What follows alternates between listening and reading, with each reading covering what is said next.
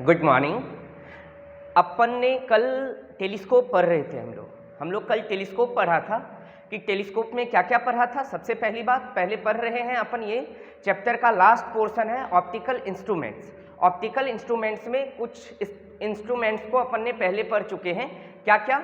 Simple microscope पढ़ लिए, compound microscope को पढ़ लिए, उनकी क्या वर्किंग होती है, कैसे काम करती है, कैसे मैग्नीफाइंग पावर का फॉर्मूला डेराइव होता है, वो सारा कर लिया था। और उस पर न्यूमेरिकल्स भी अपन ने कर लिया था।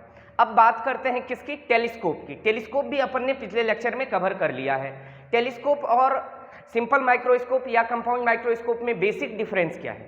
सिंपल माइक्रोस्कोप और कंपाउंड माइक्रोस्कोप किसी छोटे से वस्तु को बड़ा बना करके अपने को दिखाता है, मगर टेलीस्कोप ऐसा काम नहीं करता है। टेलीस्कोप क्या करता है सुनिएगा, मतलब सिंपल माइक्रोस्कोप या कंपाउंड माइक्रोस्कोप की सहायता से उस बनने वाले इमेज का एंगल अपने आंख पे बड़ा बन जाता है, इस कारण से अपने को वो इमेज दिख जाता है। टेलीस्कोप एंगल नहीं बढ़ाता। टेलीस्कोप क्या करता है, एक दूर स्थित वस्तु, जो बहुत दूर स्थित है कोई वस्तु, जैसे चांद हो गया, जो भी प्लैनेट्स है वो सब हो गया, उसको क्या करता है, उसका एक छोटा सा इमेज कहाँ पास ला देता है। मतलब यहाँ पे टेलीस्कोप क्या करता है, एंगल को नहीं बढ़ाता है, वो डिस्टेंस को घटा देता है। इस कारण से टेलीस्कोप का यूज किस में किया जाता है? दूर स्थित वस्तु को देखने के लिए किसका उपयोग किया जाता है? टेलीस्कोप का उपयोग किया जाता है। अच्छा, फिर अपन ने देखा था टेलीस्कोप के केस में मैग्नीफाइंग पावर का फॉर्मूला था FO/UE। ये था मैग्नीफाइंग पावर का फॉर्मूला टेलीस्कोप के लिए। दो केस इसमें भी होगा। क्या क्या? एक बार कि मैग्नीफाइंग पावर मैक्सिमम कब होगी और एक बार मैग्नीफाइंग पावर मिनिमम कब होगी। मैंने बताया था मैक्सिमम मैग्नीफाइंग पावर तब होता है जब final image least distance of distinct vision पे बनता है। इस केस में हमारी आंखें ज़्यादा तनी हुई रहती है और मैक्सिमम मैग्नीफाइंग पावर होता है FO/FE × 1 + FE/D। ये होती है मैक्सिमम मैग्नीफाइंग पावर का फॉर्मूला किसके लिए? टेलीस्कोप के लिए, FO/FE × 1 + FE/D। जबकि मिनिमम मैग्नीफाइंग पावर कब होता है? जब फाइनल इमेज इन्फिनिटी पे बनता है। इसी को कहते हैं नॉर्मल एडजस्टमेंट का केस। इस केस में हमारी आंखें रिलैक्स्ड होती हैं, तो मिनिमम मैग्नीफाइंग पावर का फॉर्मूला होता है FO/FE। ठीक है। लेंथ ऑफ टेलीस्कोप का फॉर्मूला अपन ने देखा था mod of FO + mod of UE। ये जनरल है, मगर सेकेंड केस में जब नॉर्मल एडजस्टमेंट होगा, जब हमारा फाइनल इमेज इन्फिनिटी पे बनेगा, तो इस केस में लेंथ ऑफ टेलीस्कोप का फॉर्मूला था FO + FE। ठीक है। इस पे कल अपन ने न्यूमेरिकल भी किया था, दो न्यूमेरिकल किया था। किस पे? टेलीस्कोप वाले टॉपिक पे, है ना।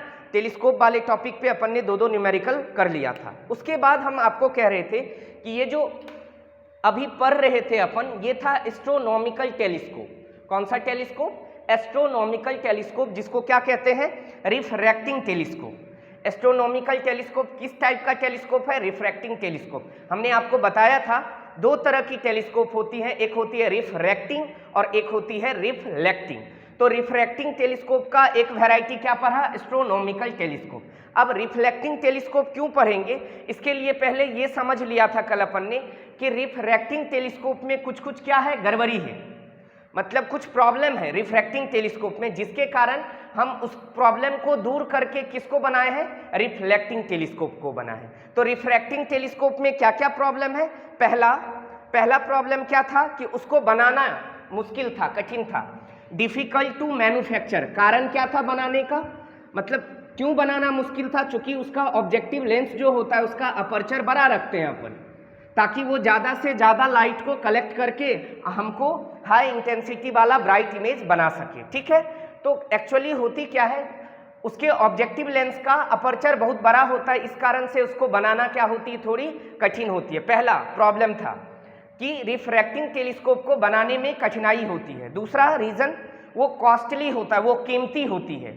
तीसरा कारण क्या था? तीसरा कारण था कि उसको मैकेनिकली हेल्ड करना, मैकेनिकली उसको हैंडल करना डिफिकल्ट था। और चौथा क्या था? Spherical aberration. स्फेरिकल एब्रेशन अपन ने देखा था। क्या देखा था कि अगर भाई लेंस, अगर अपर्चर बहुत बड़ा होगा तो क्या होगा? अपन ने पढ़ा था थिन लेंस के बारे में। हम जो भी पढ़ रहे हैं अपन पढ़े हैं थिन लेंस के बारे में। उसके लिए क्या डिफाइन होती है? Paraxial rays. वो रेज जो प्रिंसिपल एक्सिस के पास से होकर आए, तो उस लाइट रेज को उस कन्वेक्स लेंस क्या करता है? एक ही पॉइंट पर जाके कन्वर्ज कर देता है। जैसे ये कन्वेक्स लेंस है, तो हम पैरेक्सियल रेज का स्टडी हमारे लिए बेस्ड है। हमारा स्टडी किस पे बेस्ड है? पैरेक्सियल रेज, मतलब जो प्रिंसिपल एक्सिस के पास लाइट रे आ रही होंगी, आफ्टर रिफ्रैक्शन ये कहाँ मिल जाएगा? फोकस पे मिल जाएगा। नहीं, मगर अगर हमारा लेंस का अपर्चर क्या है? बहुत बड़ा है, इसका मतलब लाइट रे यहाँ से भी आएंगी, इन्फिनिटी से आ रही हैं, और पास से भी आएंगी। इसका मतलब क्या होगा? तो जो पास से आएंगी उसका तो फोकस यहाँ बन जाएगा, और मगर जो दूर से आ रही हैं वो आके यहाँ मिल जाएंगी। तो इसका मतलब क्या हुआ? एक ही ऑब्जेक्ट का इमेज जगह जगह पर बनेगा। तो इससे क्या हुआ? इसी फिनोमिना को कहते हैं स्फेरिकल एब्रेशन। ये फिनोमिना स्फेरिकल एब्रेशन मिरर में भी देखने को मिलता है और लेंस में भी देखने को मिलता है। ठीक, उसके बाद बताया था और प्रॉब्लम क्या था? Chromatic abrasion. क्रोमैटिक एब्रेशन क्या था कि अपन ने देखा था अलग अलग वेवलेंथ के लिए फोकल लेंथ अलग अलग होती है। नहीं, अपन ने देखा था लैम्डा सबसे ज्यादा किसके लिए होती है? रेड के लिए। किसके लिए होती है लैम्डा सबसे ज्यादा? रेड के लिए। और लैम्डा और म्यू के बीच में रिलेशन देखा था, इन्वर्सली प्रोपोर्शनल होती है। तो म्यू सबसे ज्यादा किसकी होगी? वॉयलेट की। म्यू सबसे ज्यादा हो जाएगी वॉयलेट की। सही है। उसके बाद अपन ने फॉर्मूला देखा था 1/f बराबर mu minus 1 into 1/r1 minus 1/r2। यहाँ से अपन कह सकते हैं फोकल लेंथ रिफ्रैक्टिव इंडेक्स के क्या होती है? Directly proportional. तो अगर जिसका म्यू ज़्यादा है उसकी फोकल लेंथ कम होगी, मतलब वायलेट की फोकल लेंथ कम होगी नहीं, और रेड वाले की फोकल लेंथ ज़्यादा होगी। सही है। इसका मतलब फोकल लेंथ और लेम्डा डायरेक्टली प्रोपोर्शनल हो गया था। इसका मतलब जिसके लिए लेम्डा ज़्यादा उसकी फोकल लेंथ ज़्यादा होगी। मतलब रेड कलर की वेवलेंथ ज़्यादा है तो रेड कलर का फोकल लेंथ क्या होगा? ज़्यादा होगा। कहने का मतलब यूं हुआ कि जैसे मान लीजिए ये लाइट आ रही है, ये रेड कलर की लाइट है, तो ये रेड कलर का लाइट यहाँ जाके मिलेगा, ये रेड कलर हो गया। ठीक है। और अगर ये वॉयलेट कलर की लाइट आ रही है तो ये वॉयलेट कलर कहाँ मिलेगा? यहाँ मिलेगा। तो आपको यहाँ वॉयलेट कलर का मून दिखाई देगा, वहाँ रेड कलर का मून दिखाई देगा। मून एक ही है मगर अलग अलग कलर का इमेज दिखाई देगा। इसी फिनोमिना को कहते हैं क्रोमैटिक एब्रेशन। और ये सिर्फ किस में देखने को मिलता है? लेंस में देखने को मिलता है। तो ये सारी 5 प्रॉब्लम थी। क्या क्या? सबसे पहली बात तो उसको मैन्युफैक्चर करना कठिन था। दूसरी बात वो कॉस्टली होता है। तीसरी बात मैकेनिकली हेल्ड करना मुश्किल है। चौथी बात स्फेरिकल एब्रेशन होता है। पांचवी बात क्रोमैटिक एब्रेशन होता है। किसमें? रिफ्रैक्टिंग टेलीस्कोप में। इसी को माइंड में रखते हुए, इसी को नजर में रखते हुए अपन ने क्या किया? इसी को माइंड में रखते हुए अपन ने किसका मैन्युफैक्चर किया? रिफ्लेक्टिंग टेलीस्कोप का। अब रिफ्लेक्टिंग टेलीस्कोप में ये सारी प्रॉब्लम जो आ रही है इसको दूर करके ना बनाया जाएगा, तब फायदा क्या हुआ? तब तो उससे अच्छा रिफ्लेक्टिंग ही था। तो रिफ्लेक्टिंग टेलीस्कोप जो है, उस रिफ्लेक्टिंग टेलीस्कोप में ये 5 प्रॉब्लम को कोशिश किया गया है कि ये 5 प्रॉब्लम उसमें ना रहे, ये 5 प्रॉब्लम सॉल्व आउट हो जाए, हट जाए, तब जाके क्या बना? Reflecting telescope. तो ये बात आपको समझ में आया होगा कि रिफ्रैक्टिंग टेलीस्कोप और रिफ्लेक्टिंग टेलीस्कोप में क्या बेसिक डिफरेंस है। रिफ्रैक्टिंग टेलीस्कोप में बहुत सारा अपने को क्या देखने को मिला? प्रॉब्लम देखने को मिला। जो प्रॉब्लम क्या करेगा? ये प्रॉब्लम बहुत बड़ी प्रॉब्लम है। इसी कारण से इन सारे प्रॉब्लम को माइंड में रखते हुए किसका फॉर्मेशन किया गया? क्या बनाया गया? Reflecting telescope. और रिफ्लेक्टिंग टेलीस्कोप में ये सारे प्रॉब्लम को सॉल्व करने की कोशिश की गई है ना। अब पढ़ते हैं अपन कि रिफ्लेक्टिंग टेलीस्कोप क्या होता है। ठीक है, रिफ्लेक्टिंग टेलीस्कोप क्या होता है। रिफ्लेक्टिंग टेलीस्कोप में भी अपन 2 तरह के टेलीस्कोप पढ़ेंगे। कौन कौन? एक कैसेग्रेन टेलीस्कोप और एक न्यूटोनियन टेलीस्कोप। रिफ्लेक्टिंग टेलीस्कोप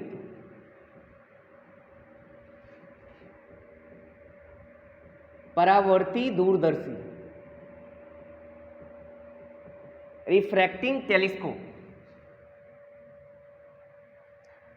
इसका 2 वैरायटी पढ़ेंगे अपन। क्या क्या? एक है कैसेग्रेन साइंटिस्ट का नाम है, कैसेग्रेन टेलीस्कोप, और दूसरा क्या पढ़ेंगे? Newtonian telescope. ये दोनों टेलीस्कोप किस टाइप का है? रिफ्लेक्टिंग टेलीस्कोप है ये दोनों, कैसेग्रेन टेलीस्कोप और न्यूटोनियन टेलीस्कोप। अब एक एक करके अपन देखते हैं कि कैसेग्रेन टेलीस्कोप क्या होती है।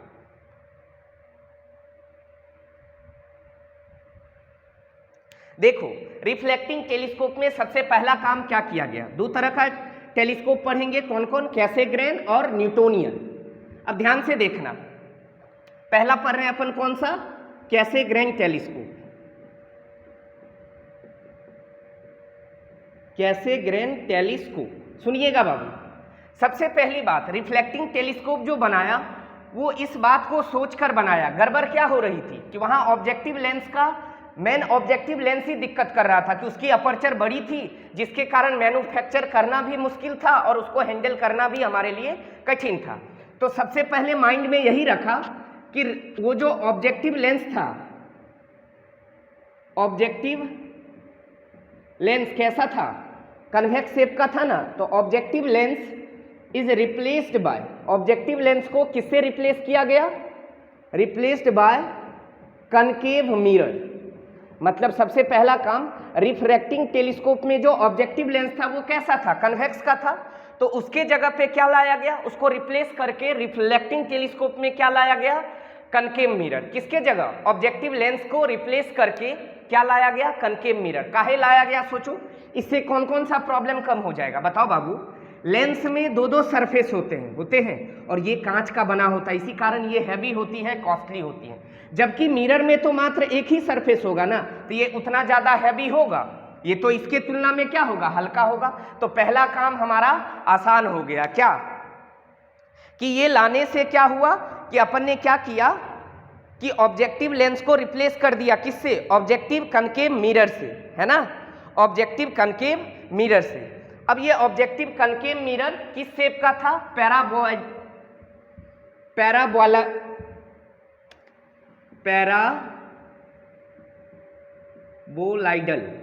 पैराबोलाइडल, मतलब पैराबोला के शेप का था। जिस तरह सर्कल होती है, इलिप्स होती है, पैराबोला होती है, उसी तरह। तो रिप्लेस किया किसको, ऑब्जेक्टिव लेंस को, किससे, कनकेव मिरर से। जिस कनकेव मिरर का शेप कैसा था, पैराबोलाइडल। तो ऐसा लिया गया, देखो एक कनकेव मिरर लिया गया, क्या लिया गया, एक कनकेव मिरर लिया गया,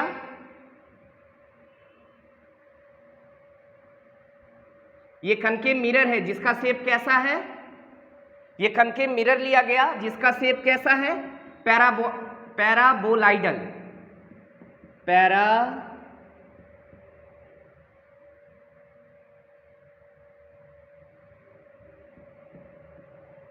पैराबोलाइडल शेप है, किसका, कनकेव मिरर का, ठीक है। ये है हमारे लिए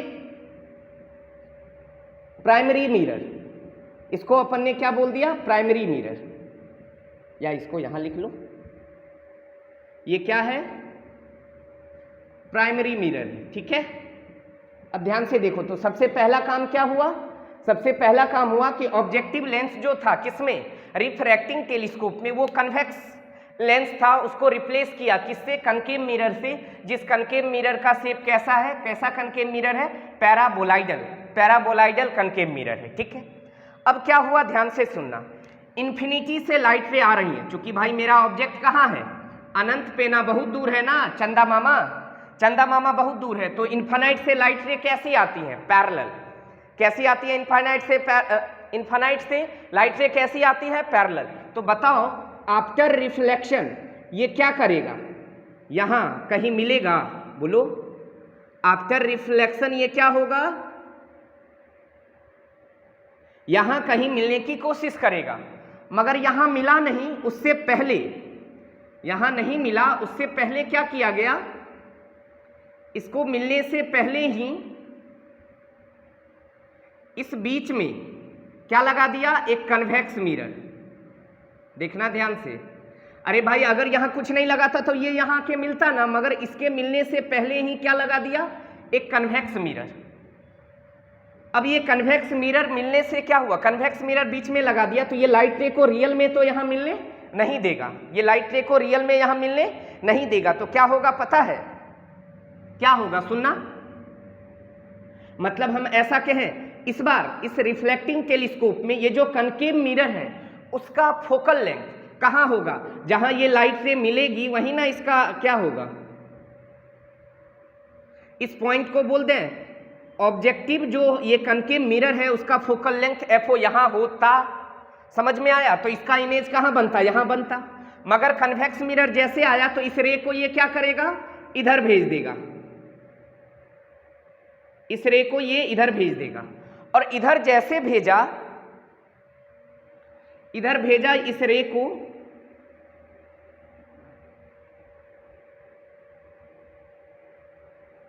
और ये यहां जाके मिला, और यहां फिर क्या लगा दिया? कन्वेक्स लेंस, जो कैसा है?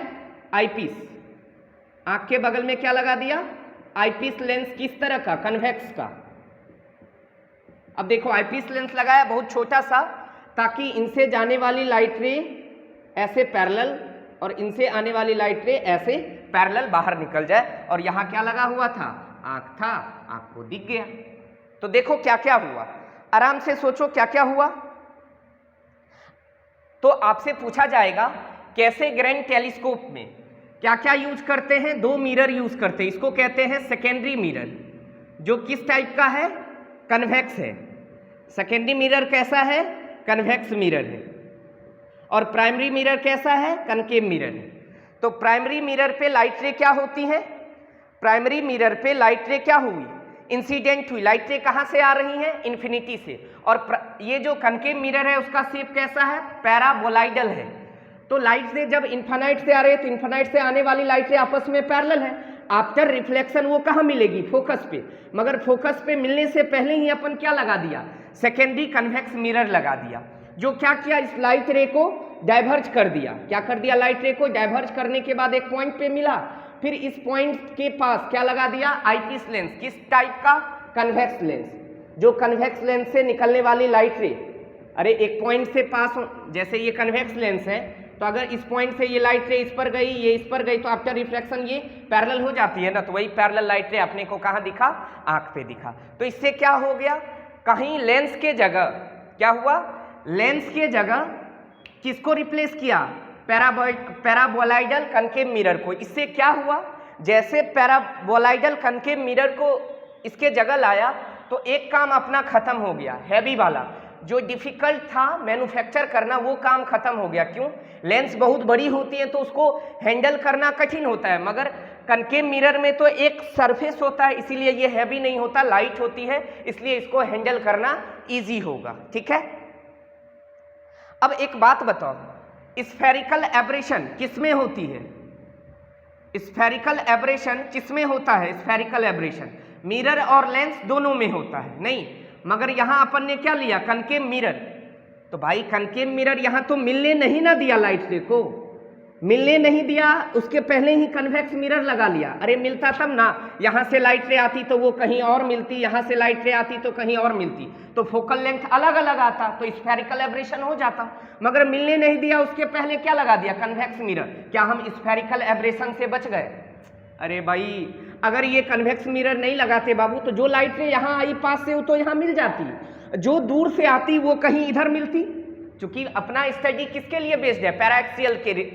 पैराएक्सियल रेज के लिए। मगर लाइट तो इन्फिनिटी से आ रही, तो वो खाली प्रिंसिपल एक्सिस के पास से थोड़े आएगी, दूर दूर भी तो आएगी ना। तो इस कारण से हम कन्वेक्स मिरर जैसे यूज किए सेकेंडरी मिरर, तो अपन क्या हुए? सबसे पहले बच गए किससे? स्फेरिकल एब्रेशन से। कोई दिक्कत? अब चूंकि मिरर यूज किया है तो मिरर में तो क्रोमेटिक एब्रेशन नहीं होता। अरे मिरर में रिफ्रैक्शन थोड़े होता है, लेंस में ना होती है, इसीलिए यहाँ क्रोमेटिक एब्रेशन नहीं होगा। तो दो चीज से बच गए, स्फेरिकल एब्रेशन से भी बच गए और क्रोमेटिक एब्रेशन से भी बच गए। और साइज भी क्या हो गया इसका? मतलब छोटा ही लिया उनके तुलना में। किनके तुलना में? ऑब्जेक्टिव लेंस की तुलना में। और ऑब्जेक्टिव लेंस भारी होता था, कॉस्टली होता था, जबकि इसमें वो प्योर कांच का बना होता था। और ये एक सरफेस है तो ये उतना ज्यादा कॉस्टली नहीं होगा, तो कॉस्ट भी कम भागा। और इसको बनाना भी क्या है? आसान है, इसको इजी है मैन्युफैक्चर करना भी, इसको क्या है? इजी है। और इसको मैकेनिकली हेल्ड करना भी आसान है। क्यों? क्योंकि उतना ये भारी नहीं होगा, ये हल्का है। और रीजन क्या होगा कि ये इसका कॉस्ट भी ज्यादा नहीं होगा। तो ये रहा कैसे ग्रेन टेलीस्कोप। ये रिफ्लेक्टिंग टेलीस्कोप का एक टाइप है। रिफ्लेक्टिंग टेलीस्कोप का टाइप क्या है? कैसे grain telescope is a reflecting telescope. इस केस में भी मैग्नीफाइंग पावर का फॉर्मूला वही होता है मैक्सिमम, जब मैक्सिमम मैग्नीफाइंग पावर कब होगा? जब फाइनल इमेज कहाँ बनेगा? Least distance of distinct vision पे, और होगा कितना? FO by FE into 1 plus FE by D। और मिनिमम मैग्नीफाइंग पावर कब होगा? जब फाइनल इमेज कहाँ बनता है? इन्फिनिटी पे, FO बाय FE। ये याद रखना है। क्लियर हुआ? बोलो क्लियर हुआ या नहीं हुआ? लेंस ज्यादा भारी होगा किसकी तुलना में? मिरर के तुलना में। मिरर ज्यादा भारी नहीं होगा क्योंकि इसमें एक ही सरफेस होता है, जबकि लेंस में दो दो सरफेस होता है, वो प्योर कांच का बना हुआ होता है, इसीलिए लेंस भारी होता है जबकि मिरर भारी नहीं होता। एक बार फिर से बता देता हूं, देखो कैसे ग्रैंड टेलीस्कोप में क्या है। कैसे ग्रैंड टेलीस्कोप एक तरह का रिफ्लेक्टिंग टेलीस्कोप है। तो रिफ्रैक्टिंग टेलीस्कोप में क्या क्या परेशानी आ रही थी कि सर उसको बनाना डिफिकल्ट था, पहली बात। दूसरी बात वो कॉस्टली था। तीसरी बात उसको मैकेनिकली हेल्ड करना क्या था? कठिन था। चौथी बात उसमें स्फेरिकल एब्रेशन हो जाता था। पांचवी बात उसमें क्रोमैटिक एब्रेशन हो जाता था। तो रिफ्रैक्टिंग टेलीस्कोप में ये पांच प्रॉब्लम थी। हम ऐसा सोच के बना रहे हैं रिफ्लेक्टिंग टेलीस्कोप ताकि वो पांचों प्रॉब्लम से ये टेलीस्कोप हमारा निकल जाए, कि पांचों प्रॉब्लम इस वाले टेलीस्कोप में नहीं आए। तो उसके लिए अपन क्या पढ़ रहे हैं? Reflecting telescope. तो कैसे ग्रैंड टेलीस्कोप एक तरह का रिफ्लेक्टिंग टेलीस्कोप है, जिसमें सबसे पहले क्या करते हैं, जो टेलीस्कोप था रिफ्रैक्टिंग टेलीस्कोप, उसका जो ऑब्जेक्टिव लेंस था, कन्वेक्स लेंस, उसका अपर्चर बहुत बड़ा था, जिसके कारण से वो भारी हो जा रहा था।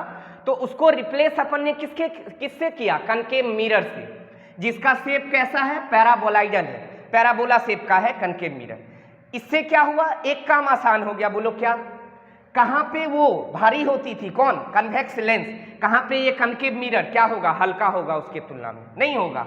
इसीलिए इसको इजिली हैंडल करना, हमारे लिए हैंडल करना भी इजिली हो जाएगा मैकेनिकली। ठीक, उसके बाद क्या हुआ कि जैसे इस पे इन्फानाइट से लाइट रे आई, चूंकि मून इन्फानाइट पे, तो इन्फानाइट से आने वाली लाइट रे आपस में पैरेलल होगी, तो आफ्टर रिफ्लेक्शन ये कहाँ मिलेगी? फोकस पे।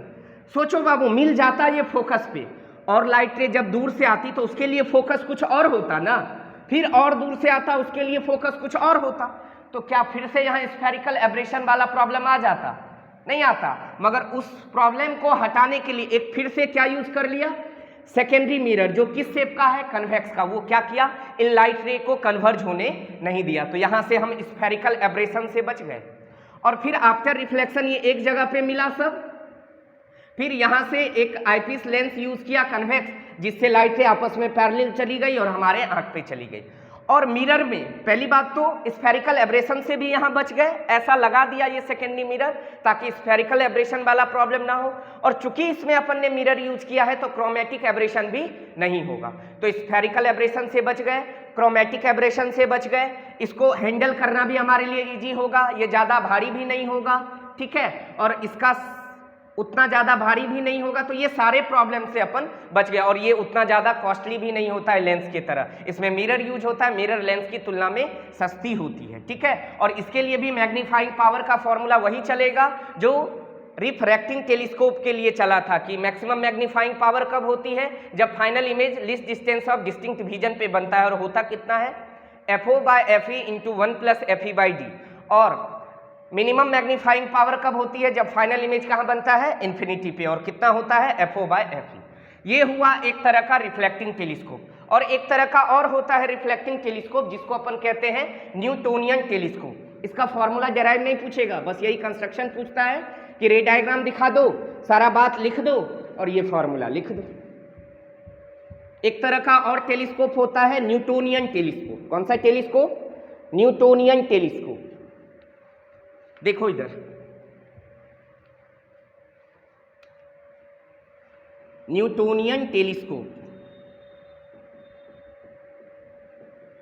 ये भी एक तरह का कैसा टेलीस्कोप है? रिफ्लेक्टिंग टेलीस्कोप है। कैसा टेलीस्कोप है ये? रिफ्लेक्टिंग टेलीस्कोप है, ठीक है। फिर से इसमें भी अपन क्या करते हैं? उसी तरह ऑब्जेक्टिव लेंस को रिप्लेस करते हैं किससे? पैराबोलाइडल कनकेव मिरर से। किससे रिप्लेस किया ऑब्जेक्टिव लेंस को?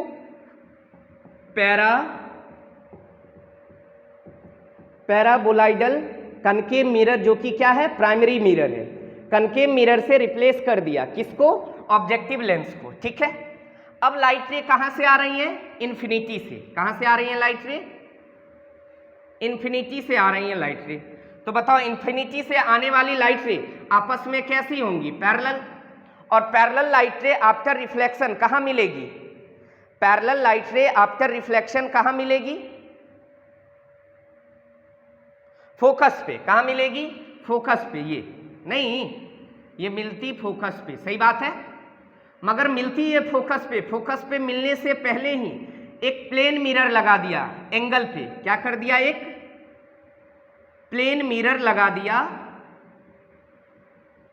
जो क्या करेगा सुनना, एक प्लेन मिरर लगा दिया। वहां क्या लगाया था, कन्वेक्स मिरर, यहां क्या लगा दिया, प्लेन मिरर। सुनना ध्यान से। तो यहां पे ये क्या होगा, यहां पे इसका इमेज बन जाता, अरे ये यहां मिलता तो इमेज बन जाता। और ये क्या है, इस प्राइमरी ऑब्जेक्टिव कनकेव मिरर का क्या है, ये फोकल लेंथ। और यहाँ पे ये सेकेंडरी मिरर क्या यूज किया है, सेकेंडरी मिरर यहाँ कौन सा यूज हुआ है, प्लेन मिरर। सेकेंडरी मिरर कौन सा यूज हुआ है, प्लेन मिरर। किसमें, न्यूटोनियन टेलीस्कोप में, प्लेन मिरर। ठीक है, अब इधर देखो, अब होगा क्या, ध्यान से देखना। जैसे इस प्लेन मिरर पे लाइट रे गिरी, ये वाली, तो क्या होगा यहाँ, जैसे इस प्लेन मिरर पे लाइट रे गिरी तो क्या होगा, रिफ्लेक्शन वाला काम होगा कि नहीं होगा, बोलो ना यार, रिफ्लेक्शन वाला काम होगा या नहीं होगा, होगा। तो मान लो यहां से ये जो ऑब्जेक्ट है, ये यहां से ऑब्जेक्ट मान लो इतने दूरी पर है, इस मिरर से ये ऑब्जेक्ट परपेंडिकुलर, अरे ऐसा होता था प्लेन मिरर में, ऑब्जेक्ट जितने दूरी पर होता था उसका इमेज उतने दूरी पर बनता था प्लेन मिरर के लिए। तो मान लेते हैं अपन कि ये ऑब्जेक्ट यहां से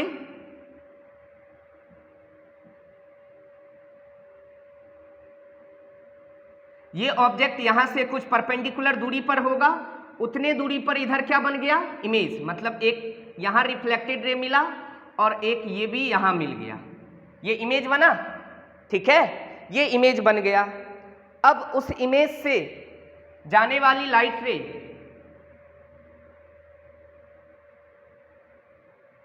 कहां पड़ी, हमारी आईपीस लेंस पर। कहां पड़ा, हमारे आईपीस लेंस पे पड़ा, जो कहां चला गया, आफ्टर रिफ्रैक्शन वो पैरेलल चला गया। तो ये यहां हमारी आंख लगी हुई थी बाबू, कंस्ट्रक्शन है, इसमें कोई रॉकेट साइंस है नहीं, बस ध्यान रखना है। ये क्या है, ऑब्जेक्टिव आईपीस लेंस है। तो इसी को क्या कहते हैं, न्यूटोनियन टेलीस्कोप। में क्या अंतर हुआ सुनना, कैसे ग्रेनियन टेलीस्कोप में सेकेंडरी मिरर क्या यूज किया था, सेकेंडरी मिरर यूज किया था कन्वेक्स मिरर, जबकि यहाँ क्या यूज किया, प्लेन मिरर, ताकि इसका इमेज यहाँ बने और इससे लाइट रे आफ्टर कन्वेक्स लेंस आईपीस से पास होने के बाद आफ्टर पैरेलल चले जाए रिफ्रैक्शन के बाद, और वही लाइट रे हमको कहाँ मिलती है, आँख पे देखने को मिलती है। ठीक है, ये कन्वेक्स लेंस होता है। ठीक है, यही था न्यूटोनियन टेलीस्कोप। इस तरह से अपना ऑप्टिकल इंस्ट्रूमेंट्स पूरा का पूरा कंप्लीट हो गया। इसमें एक चीज और इम्पॉर्टेंट है, ये ऑप्टिकल इंस्ट्रूमेंट्स था पूरा, अपन ने क्या क्या पढ़ लिया, माइक्रोस्कोप पढ़ लिया, टेलीस्कोप पढ़ लिया। यही इंपॉर्टेंट है आपके बोर्ड के लिए और कंपटीशन के लिए। अब ध्यान से, एक चीज है, इंपॉर्टेंट पोर्शन है, जो 10th में भी था और इसमें भी है, 12th में भी है। क्या, ह्यूमन आई। आपने पढ़ा होगा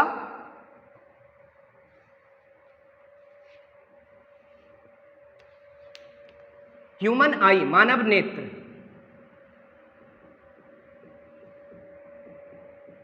आंख के बारे में तो आप लोग जानते ही होंगे, आंख के बारे में तो हम लोग जानते ही हैं ना। क्या क्या जानते हैं आंख के बारे में, आंख क्या होती है, इस तरह का होता है, देखो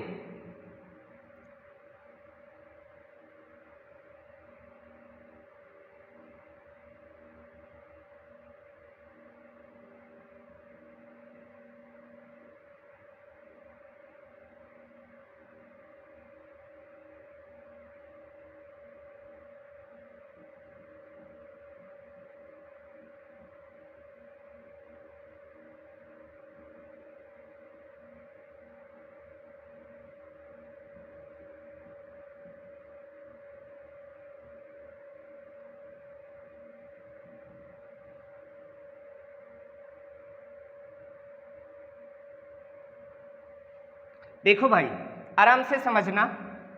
ये मान लो एक रफ डायग्राम हमने ह्यूमन आई का बना दिया, ध्यान से समझना। तो ये डायग्राम में कौन पार्ट क्या है, पहले उसका वर्किंग समझ लेते हैं कि किसका काम क्या होता है, फिर आगे चलेंगे अपन कि इसमें क्या क्या डिफेक्ट्स होते हैं। डिफेक्ट्स ऑफ विजन पढ़ते हैं ना अपन, हाइपरमाइट्रोपिया, प्रेस बायोपिया, मायोपिया, ये सब पढ़ते हैं। तो ये सब देखेंगे। पहले ह्यूमन आई का कंस्ट्रक्शन के बारे में देख लेते हैं। ह्यूमन आई लगभग ऐसी होती है, ये स्फेरिकल होती है, बॉल शेप की, जिस स्फेयर की डायामीटर होती है 2.5 सेंटीमीटर। अपने को आंख अगर बाहर निकाल के देखोगे ना तो ऐसा स्फेरिकल होता है जिसकी डाया लगभग कितनी होती है, 2.5 सेंटीमीटर। सबसे आगे जो ये पोर्शन है, सबसे आगे जो ये पोर्शन है, इस पोर्शन को कहते हैं, इसका नाम है कॉर्निया। क्या नाम है? कॉर्निया। सबसे आगे जो ये कन्वेक्स शेप का है, इसका नाम क्या है? कॉर्निया है। और ये जो लगी हुई है ना, ये एक्चुअली आप आंख में देखना ऐसा होता है, एक गोला, ये मान लो आंख है, इसमें इतना कलर का डार्क किया हुआ रहता है और उसके अंदर एक डॉट बना हुआ रहता है। तो ध्यान से देखना। तो ये तो हो गया स्फेरिकल बॉल, पूरा आंख, और ये जो डार्क, जितना दूर आप आंख में देखना, व्हाइट के बाद छोटा सा सर्कल है, इतना बड़ा लगभग, किसी का भूरा कलर का होता है, नहीं कहते हैं, किसी का ब्लैक कलर का होता है, जो भी होता हो, किसी का ग्रीन कलर का होता है, नहीं होता है। तो इसका मतलब ये जो है, ये वाला, इसको कहते हैं अपन आइरिस, जिसका ये क्या है, साइड व्यू बनाया है अपन ने, ये क्या है, आइरिस है। इसको क्या कहते हैं? आइरिस। और इसके बीच में एक छोटा सा होता है, बहुत छोटा सा, आंख के बीच में नहीं होता है, जिसको कहते हैं अपन, ये छोटा सा होता है, इसको कहते हैं अपन प्यूपिल। क्या कहते हैं इसको? प्यूपिल। ये सबसे आगे वाला पोर्शन कॉर्निया, उसके बाद ये क्या होती है, आइरिस, फिर ये क्या होती है बीच में, प्यूपिल। और यहाँ पे लिक्विड भरा होता है। ऐसे करते हैं अपन, नाम दे देते हैं, देखो इसको आराम से देखो, इधर सुनो, ऐसा करते हैं। सबसे पहला एक नंबर में कौन है? कॉर्निया। कॉर्निया का पता है काम क्या है? कॉर्निया का काम, ध्यान से सुनते जाना, मैं क्या क्या कह रहा हूं अपने भाषा में इसको लिख देना है। कॉर्निया का काम क्या होता है? सबसे पहली बात, कॉर्निया का काम है वो डस्ट उस्ट से बचाता है अपने आंख को। किससे बचाता है? डस्ट से हमारे आंख को बचाता है, धूल मिट्टी से हमारे आंख को बचाता है कॉर्निया। और किसको, और क्या करता है ये? आने वाली लाइट रे को, जो भी हमारे आंख पे लाइट रे आती हैं, वो ज़्यादा से ज़्यादा लाइट रे को यही क्या कर देता है? रिफ्रैक्ट कर लेता है। कौन? कॉर्निया। तो कॉर्निया का काम क्या है? सबसे पहली बात, आने जो भी बाहर से धूल डस्ट आएंगी उससे हमारे आंख को बचाती है, पहली बात। दूसरी बात, जो भी इंसिडेंट लाइट आएंगी उसका 70 से 80% लाइट को रिफ्रैक्ट कॉर्निया ही कर देता है। मतलब लेंस का ज़्यादा काम कौन कर देता है? कॉर्निया कर देता है। तो ये किससे प्रोटेक्ट करता है, किससे अपने को बचाता है? धूल कण से बचाता है। और क्या करता है? और ये ज़्यादातर लाइट को, जो इंसिडेंट लाइट रे आंख पे आ रही है, उसका 70 से 80% लाइट को क्या करता है? यही रिफ्रैक्ट कर देता है। ये हो गया कॉर्निया। दूसरा नंबर आओ, दूसरा नंबर ये है बीच वाला पोर्शन, जिसको कहते हैं एक्वस ह्यूमर। क्या कहते हैं इसको?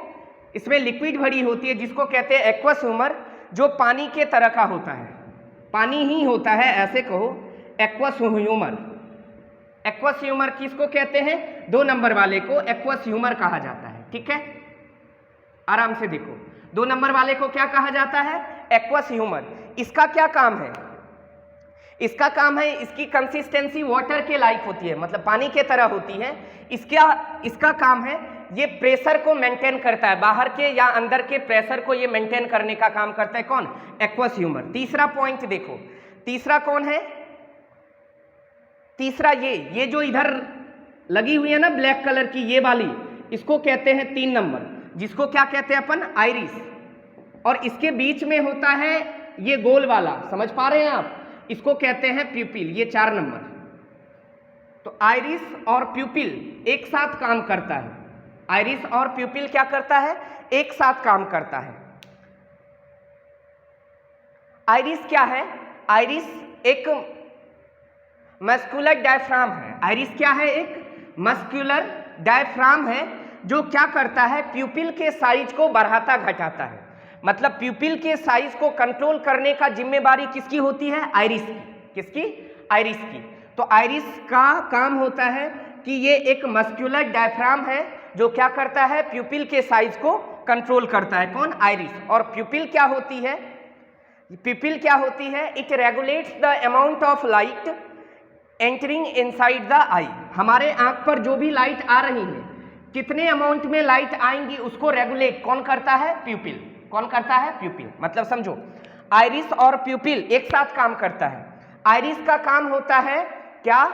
आइरिस का काम होता है कि ये प्यूपिल के साइज को कंट्रोल करना, और प्यूपिल का काम होता है कि हमारे आंख से आने वाली लाइट कितने अमाउंट में आएगी उसको कंट्रोल, उसको रेगुलेट करने का काम कौन करती है? प्यूपिल करती है। मतलब ज़्यादा लाइट लाना है या कम लाइट लाना है। जैसे आप बहुत रोशनी में चले गए, अचानक बहुत ज़्यादा लाइट लगी हुई, तो प्यूपिल का काम होता है वहाँ कि वो कम में लाइट को आने देगा।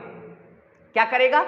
कम लाइट को अपने पास आने देगा। नहीं तो ज़्यादा से ज़्यादा लाइट आएगा तो वो हो सकता है हमारे कोई भी आँख के ऐसे सेल को वो डैमेज कर सकता है।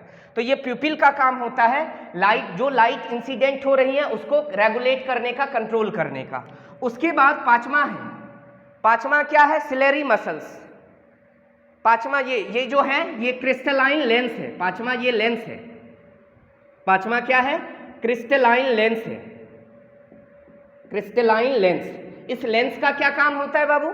इस लेंस का काम होता है कि ये रिफ्रैक्शन करके फाइनल इमेज कहाँ बनाता है? रेटिना पे। अरे जो भी लाइट आया वो इसी लेंस के द्वारा रिफ्रैक्शन हुआ, मगर इस लेंस के रिफ्रैक्शन करने से पहले ये कॉर्निया ना 70 to 80% लाइट को पहले रिफ्रैक्ट कर देता है। बाकी जो पोर्शन लाइट का बचा, फाइनली ये लेंस उसको रिफ्रैक्ट करके कहाँ पे इमेज बना देता है? कहाँ पे? रेटिना पे। मतलब एक तरह से कहना तो हमारे आंख के लिए रेटिना क्या है? एक स्क्रीन है। क्या है? स्क्रीन है जहाँ पे इमेज बनता है। तो 5 नंबर जो है क्रिस्टलाइन लेंस, वो क्या करता है? लाइट को रिफ्रैक्ट करके रेटिना पर क्या बना देता है? इमेज बना देता है। छठा, इस लेंस को होल्ड करके रखता है ये जो लगा हुआ है ऐसे, इसको कहते हैं सिलेरी मसल्स। क्या कहते हैं इसको? Ciliary muscles. Ciliary muscles. Ciliary muscles का क्या काम है पता है? सिलेरी मसल्स का काम होता है कि ये क्या करता है? आई लेंस के फोकल लेंथ को एडजस्ट करता है। सिलेरी मसल्स क्या करता है? आई लेंस के फोकल लेंथ को एडजस्ट करता है। सिलेरी मसल्स आई लेंस, इस लेंस के फोकल लेंथ को एडजस्ट करता है, बड़ा या छोटा बनाता है। अब सोचो ऐसा क्यों करता है?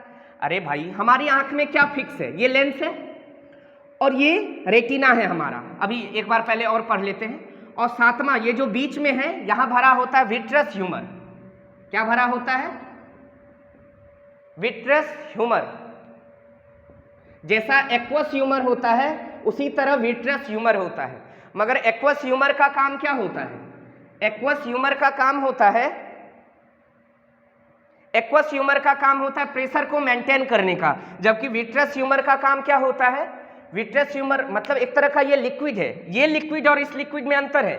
एक्वस ह्यूमर वाटर लाइक होती है, इसमें वाटर वाली कंसिस्टेंसी होती है, जबकि विट्रस ह्यूमर में ये वाटर लाइक कंसिस्टेंसी नहीं होती, इसमें हनी लाइक कंसिस्टेंसी होती है। ये थोड़ी सी लिक्विड मोटी होती है, मतलब गाढ़ा होता है। इसमें इस लिक्विड में कुछ ना कुछ विस्कोसिटी होती है, तो ये कैसी होती है? हनी लाइक कंसिस्टेंसी होती है, शहद के तरह ये क्या होती है? गाढ़ा होती है ये विट्रस ह्यूमर। ये क्या करता है? तो आप याद रखना, किसी कंटेनर में जब लिक्विड रहता है तो ये लिक्विड बैठा नहीं रहता है। ये क्या करता है? उस कंटेनर के वॉल पे प्रेशर लगाता रहता है और इसके साइज को बढ़ाता घटाता रहता है। तो यहाँ भी ये क्या करता है? विट्रस ह्यूमर ये प्रेशर लगाता है ताकि इस आई के बॉल का साइज मेंटेन रहे, स्फेरिकल रहे। समझ में आया? तो विट्रस ह्यूमर का ये काम है। और आठवां क्या है? आठवां है ये रेटिना। इसको क्या कहते हैं? इस पोर्शन को, ये वाले पोर्शन को कहते हैं आठवां। दैट इज क्या है? ये रेटिना, जहां पे हमारा इमेज बनता है, जो हमारे आंख का क्या होता है? स्क्रीन होता है। और नाइन्थ क्या है? नाइन्थ वाला पोर्शन है ये सारा ऑप्टिक नर्व। क्या है ये? Optic nerve. तो रेटिना पे क्या होता है? रेटिना पे इमेज बनता है। किसका? उस सारे ऑब्जेक्ट का इमेज कहाँ बनता है? रेटिना पे। कैसा बनता है? इन लेंस के द्वारा रेटिना पे रियल एंड इन्वर्टेड इमेज बनता है। मगर वो इमेज जो बना वो क्या था? सिग्नल था ना, लाइट सिग्नल था। नहीं, इसको क्या करता है? यहाँ जो कुछ नर्व लगे होते हैं ऑप्टिक नर्व, वो क्या करता है? लाइट सिग्नल जैसे इस पे पड़ता है तो वो एक्टिव हो जाता है। एक्टिव होने के बाद वो इसको क्या करता है? इलेक्ट्रिकल सिग्नल में कन्वर्ट करके ब्रेन तक पहुंचा देता है और तब ब्रेन को लग जाता है अच्छा कुछ अपने को दिख रहा है। ये ये ब्रेन का काम होता है कि उस चीज को सही समझ लेता है, बनता उल्टा है मगर ब्रेन उसको क्या सीधा देख लेता है, सीधा समझता है। क्लियर है? तो ये सारा पार्ट है हमारे ह्यूमन आई का। क्या क्या है एक बार फिर से देखो। कॉर्निया है, सबसे पहले वाले आउटर पार्ट को क्या कहते हैं? कॉर्निया, जो किस शेप का होता है? कॉन्वेक्स का। बोलो कॉर्निया का क्या काम है? सबसे पहली बात कि ये डस्ट पार्टिकल से हमारे आंख को बचाता है। और दूसरी बात क्या होती है कॉर्निया का? दूसरी काम क्या है कि इस पर जो भी लाइट आएंगी हमारी आंख पे 70 to 80% लाइट को कॉर्निया ही क्या कर देती है? रिफ्रैक्ट कर देती है। 70 to 80% लाइट को कौन रिफ्रैक्ट कर देती है? कॉर्निया। नेक्स्ट है एक्वस ह्यूमर। एक्वस ह्यूमर यहाँ वाटर लाइक कंसिस्टेंसी वाला लिक्विड होती है, जिसका काम क्या है? इसका काम है कि ये प्रेशर बैलेंस को मेंटेन करता है, बाहर और इनसाइड प्रेशर को ये बैलेंस करता है। आइरिस, आइरिस का क्या काम होता है? आइरिस क्या करता है? ये एक मस्कुलर डायफ्राम है जो क्या करता है? प्यूपिल के साइज को कंट्रोल करता है। ये आइरिस क्या करता है? प्यूपिल के साइज को कंट्रोल करता है। और प्यूपिल क्या होती है? प्यूपिल होती है जो आने वाली इंसिडेंट लाइट को रेगुलेट करती है। आने वाली इंसिडेंट लाइट को, जो हमारे आंख के अंदर लाइट एंटर कर रहे हैं, उसके इंटेंसिटी को ये क्या करती हैं? रेगुलेट करती हैं। ठीक है, कि कितना अमाउंट में लाइट आएगी वो उसको रेगुलेट कौन करती है? बढ़ाना घटाना किसका काम है? प्यूपिल का। और प्यूपिल के साइज को कंट्रोल कौन करता है? आइरिस करता है। उसके बाद कौन है? Crystalline lens. ये लेंस क्या करता है? ये लेंस रिफ्रैक्शन के द्वारा उस ऑब्जेक्ट का फाइनल इमेज कहां बना देता है? रेटिना पे बना देता है। कहां पे इमेज बना देता है? कहां पे इमेज बनाता है? रेटिना पे। अच्छा, ये प्यूपिल हो गया, क्रिस्टलाइन लेंस हो गया। सिलेरी मसल्स क्या करती है? सिलेरी मसल्स इस लेंस को, क्रिस्टलाइन लेंस को होल्ड करके रखता है, जिसका काम होता है सिलेरी मसल्स का कि इस क्रिस्टलाइन लेंस के फोकल लेंथ को एडजस्ट करने का।